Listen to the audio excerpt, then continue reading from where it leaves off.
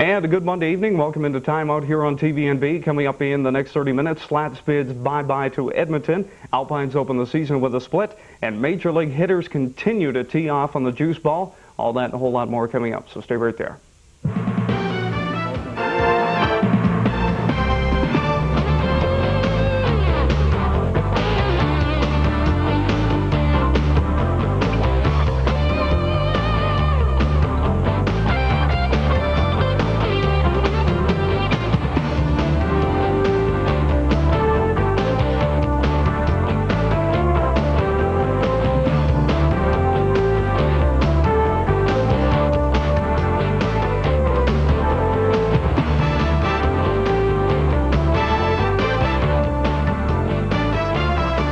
A good Monday evening. Welcome into timeout here on TVNB. The Victoria Day holiday. Certainly hope you and your family enjoyed the fabulous weekend we had. It's nice to see the sunshine 4 days in a row. That certainly could be a record, but heading into the summer season, we hope you're out there and enjoying the weekend on the water, on the golf course, whatever the case might be. As we wind down, we're glad that you joined us for the next 30 minutes. Joining me this week as well, Scott Waddell.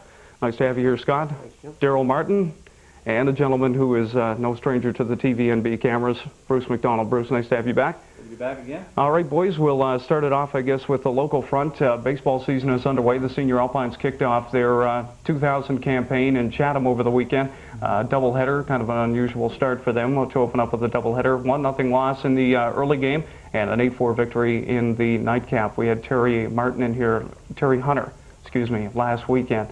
And Terry said they're looking forward to a very successful season. A lot of people returning this year. Good, strong arms on the pitching staff. Bruce, I guess we'll start with you. I know that you have a real connection being the president of the Junior Baseball League this year, but how do you see the Alpines senior squad doing this season? Well, they'll be all right. I mean, they're not picking up an import like some of the other teams are this year. That might hurt them, but we'll see. On the weekend, Steve Esterbrooks pitched a 1-0 loss, and he didn't get a chance the last couple of years. And according to all accounts, up there he threw a great game up in the Miramichi.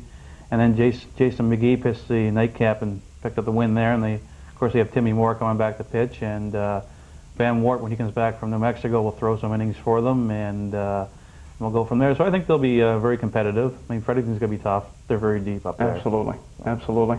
Daryl, I don't know how much baseball you watch or how much you follow, but have you had a chance to give a look and see the Senior Alpines? You've been over to some games the past couple of years? Yeah, I go over once in a while and see a couple of games. I'm more interested in the junior. I was kind of more interested in juniors this year with them going to the wooden bats. Sure. I was kind of wondering about, they're saying they're better games and stuff, but, 1-0 games, 2-0 games, they might not be as interesting to a lot of people, like people like to see home runs, and with the wooden bats, I don't know if you're going to get a lot of that anymore. Sure. Scott, what do you think about this wooden bat thing? Oh, I think it's great. I mean, it keeps the games a little bit more competitive, lower scoring games, gives the pitchers a little bit better chance than they normally would. So I think it's a great idea. That original feel, that's what Terry was, one of the points that the league say they're trying to get across is draw some fans back in, get back to the original way that baseball should be played with the wooden bats. And most of the players, he said, have adapted quite well to the bats in practice. They like it. And we should make mention as well, the Alpines were slated to open their home schedule this coming Thursday night against Moncton, but that's been postponed.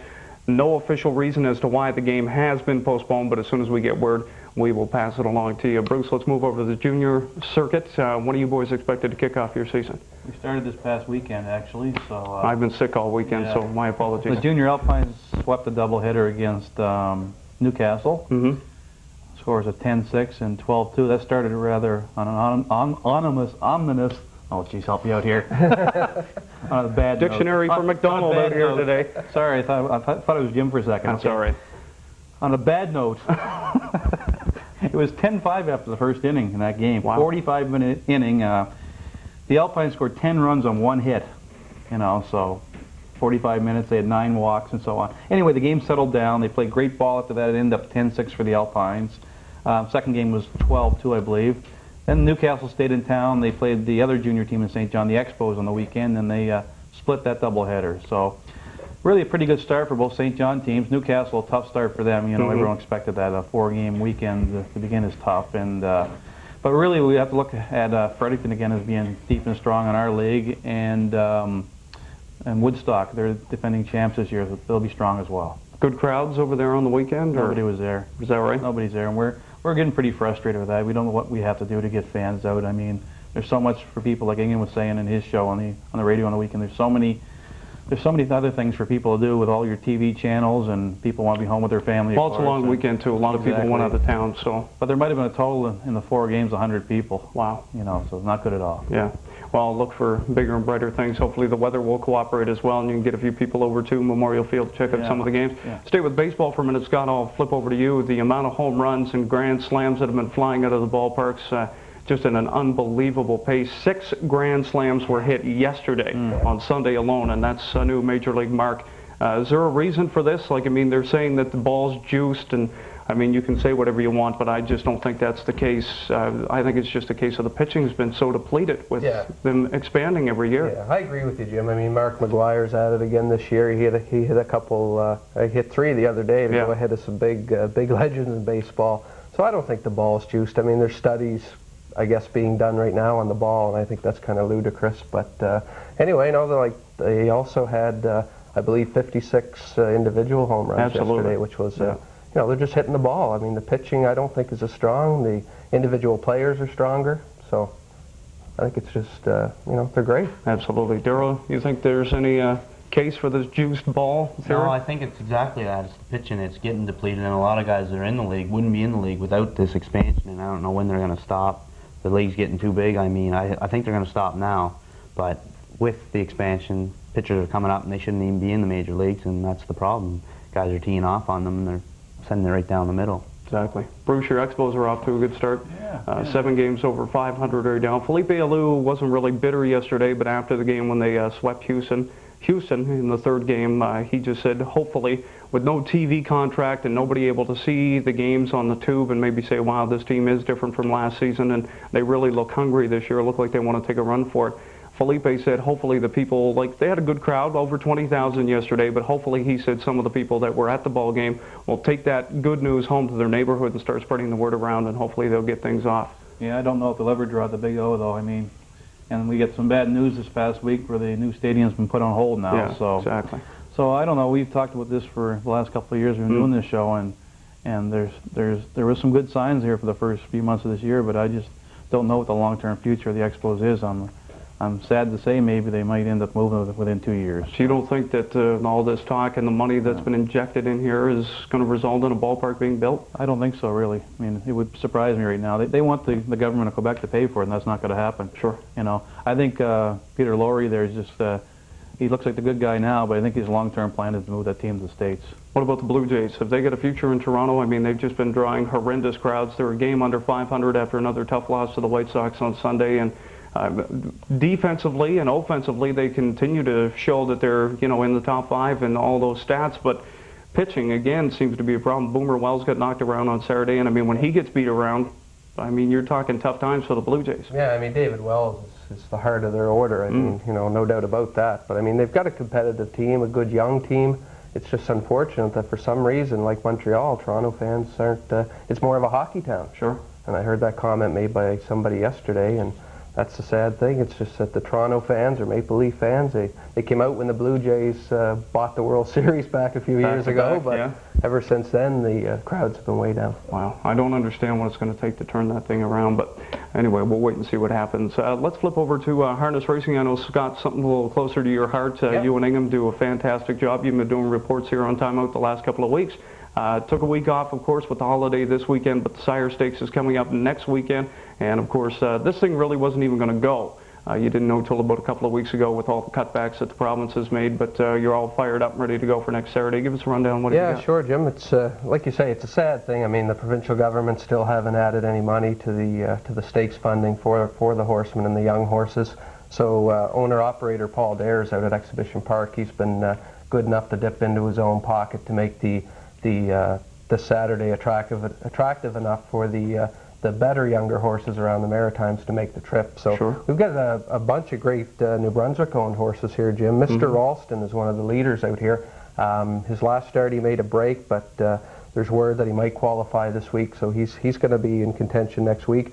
Remo at the Jill Berrio stable, he was out to qualify last week in 2:03. He looked good. He took a mark of 59-2 as a 2-year-old, so I look for him to be there again next week. Tickle Me Irvin is a horse, local horse owned by Murray Calder and Ron Chamberlain out in Rossay.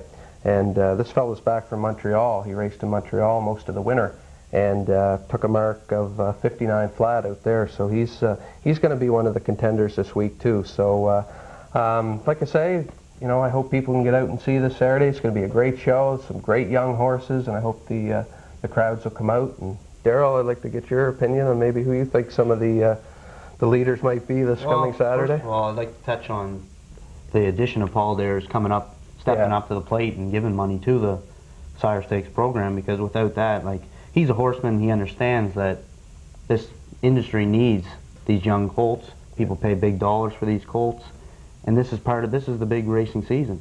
So it's good, like it gets said, it's good to have Paul come out and fund the money. Hopefully the government will step in and help us out a little.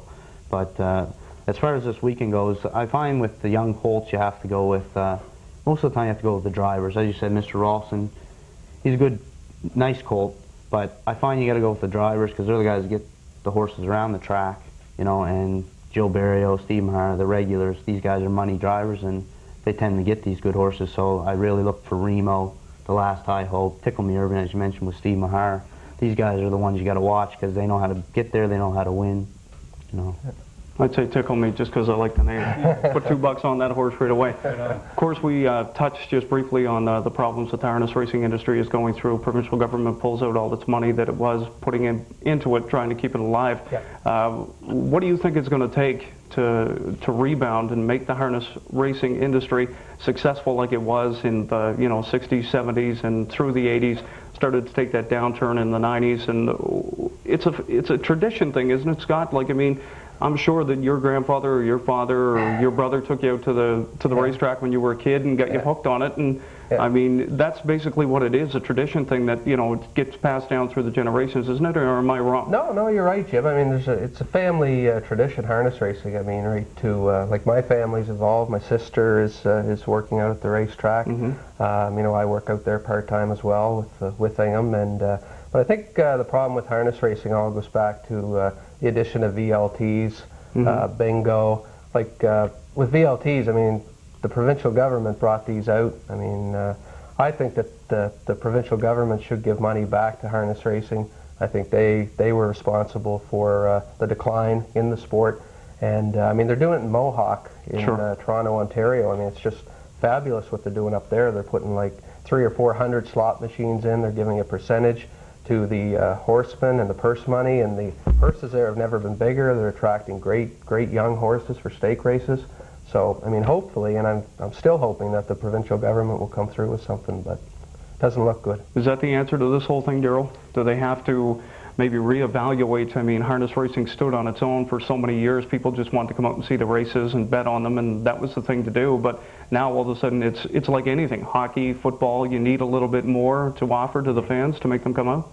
Well, I think a lot of the problem is, the big problem with it is that there's so many things out there to spend your dollar on now. Sure. And there's not, that dollar just isn't there for the harness racing industry anymore, and I don't know what we're going to have to do. But one thing is we need more, like the older crowd has passed on, moved on. We need youth, new interest, younger people to get out and enjoy the races, see what it's all about. You don't have to spend a lot of money, but get out and understand what it's about, and I'm sure you'd enjoy it, you know. As far as the BLTs, I'm sure that would help. Like, we need funding, but I don't know what else is going to help it, really. Bruce, I know that we've touched on this a couple of times over the past couple of months or past 6 months or so.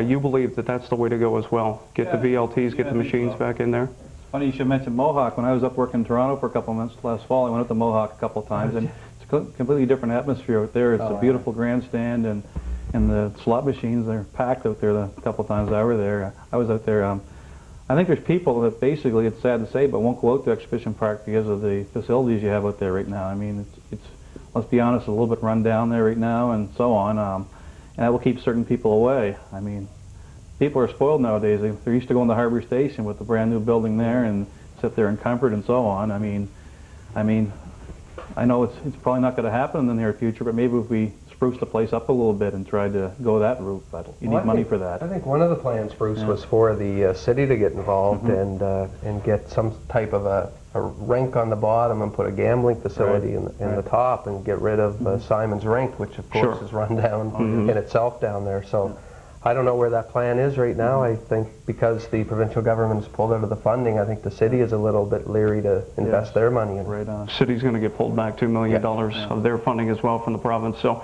be interesting to see how this thing plays out. We'll keep you posted. And Scott, what time's the racing start next week? I'll be at 1 o'clock, Jim, on Saturday, so hopefully we'll pray for some good weather and get a big crowd out there. Absolutely. So if you haven't got anything planned for next Saturday, make plans. Just drop out. Don't have to spend the whole afternoon, maybe a half hour, 45 minutes like Darrell and Scott said.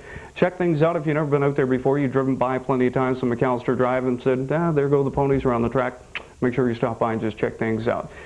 Donnie Ferguson had a chance to head down to Antigonish as the NASCAR season continues or is underway and is rolling along. And Donnie had a chance to take the TVNB cameras down there to check out some of the racing over the weekend. Here's what he has for us.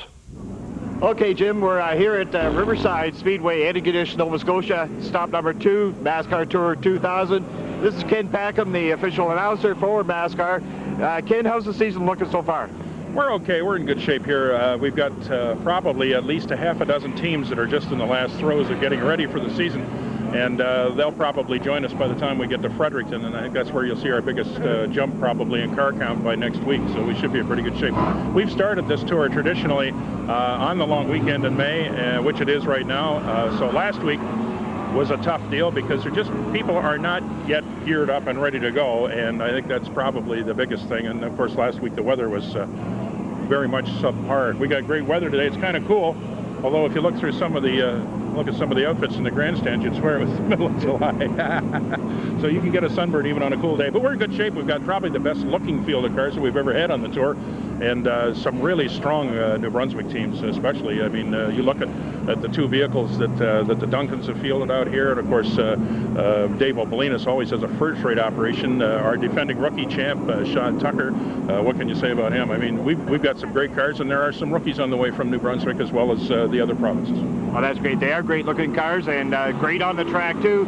Talk about our rookies. Who we got online this year? Who's new? Well, we've got Dean McGinnis, and he's out here running a Sportsman today because, again, his NASCAR is not finished, but he should be with us hopefully by next weekend. We got Timmy Rogers, who's running out of Salisbury. He should join us by next weekend. We've got Donald Chisholm, who is already out here, and I believe Chris Dana still has rookie, we have Chris Duncan, I think, still has rookie. Either Chris or Dana, one of the two, have rookie status yet from last year. And we've got 2 or 3 others that I can't bring to mind right now. And another one, Kevin Moore from Fredericton. Yeah, Kevin's with our program this year, and he's one of our rookies for sure. So we've probably got 6 to 8 decent rookie teams, and I would say 5 of the 8 are probably going to do most of the tour with us this year. So you know, the CarQuest Auto Parts NASCAR Tour 2000 heads into its 19th year. The Skoal Inc. Needs and Green Gables people, I mean, you can't say enough about good corporate sponsors, and we've had them.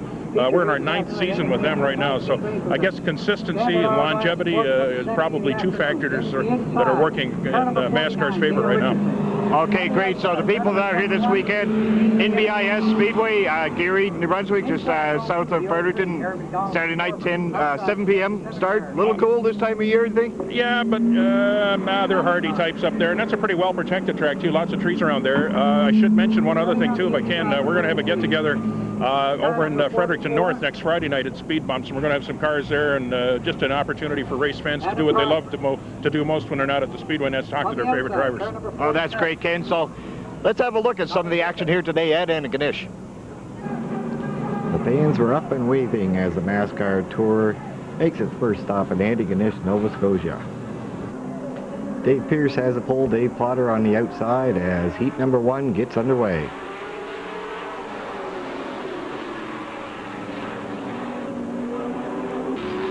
Good battles were the order of the day. Here Dave Plotter is not able to hold off the charge of number 11 Halifax's Marty Freeville. That's for 3rd position. Up front though is Wayne Smith taking the checkered flag ahead of Donald Chisholm.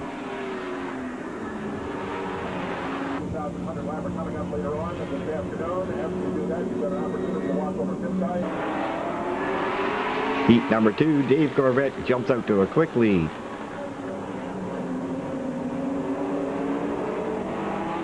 At the completion of the first lap, Chris Duncan is battling with Greg Seward down the front stretch for 2nd position. Contact was made and Seward is hard into the wall. His hopes for a win today are done. Lap number 5, again the battle for second position. Bobby White tries to go outside of Rolly McDonald, loses the back end. Front end, hard contact into the fence.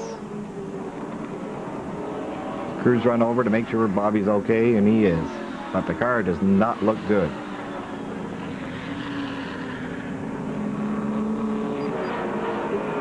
Rolling McDonald continued to chase down our leader, but Dave Gorbett was just too strong.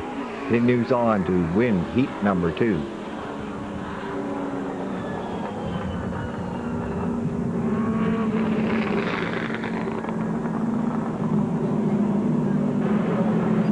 Dave Gorbett has the pole and leads our 16-car field to the green flag for our 100-lap feature.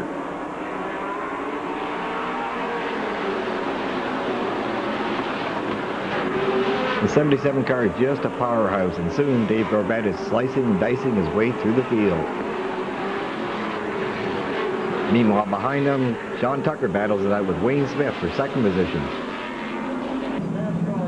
Lap number 35, the 8-car spins, and that brings a flurry of cars into the pits. Chris Hughes comes in for a chassis adjustment. 79 car Chris Duncan overheating.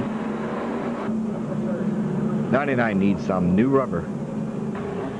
And the 8 car just does not want to fire and keeps quitting, gets pushed back into the pits. After the restart, big battle behind the leader. Sean Tucker goes to move inside Wayne Smith. There's contact made. Bobby White makes a good move, able to avoid further damage to his front end.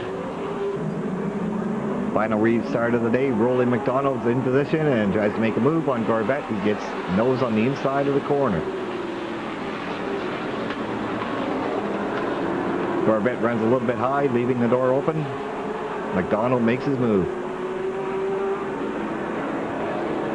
Keeping Gorbett high, but Gorbett has just too much power.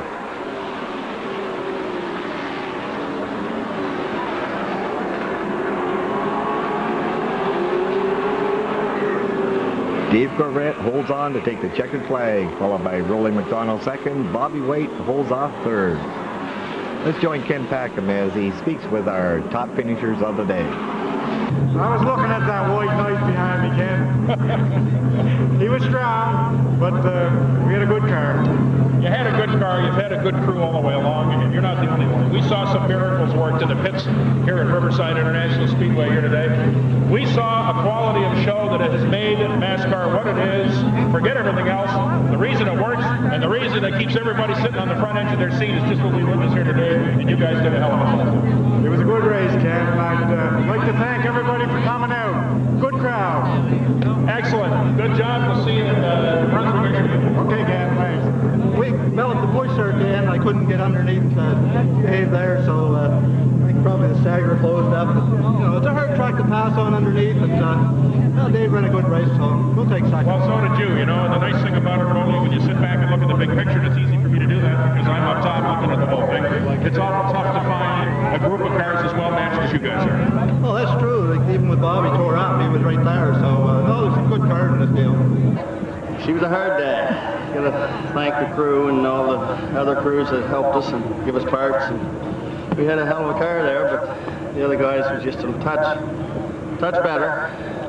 I just think it's absolutely incredible you ran as well as you did, considering what you had to do to get back in the fray. I mean, you had front frame horn damage, a whole bunch of things. A lot of folks would have chucked up in the box and gone home. Yeah, well, the frame is bent, but it'd be interesting to put the parts back on her and take these two guys back out for a couple more laps to see if we can.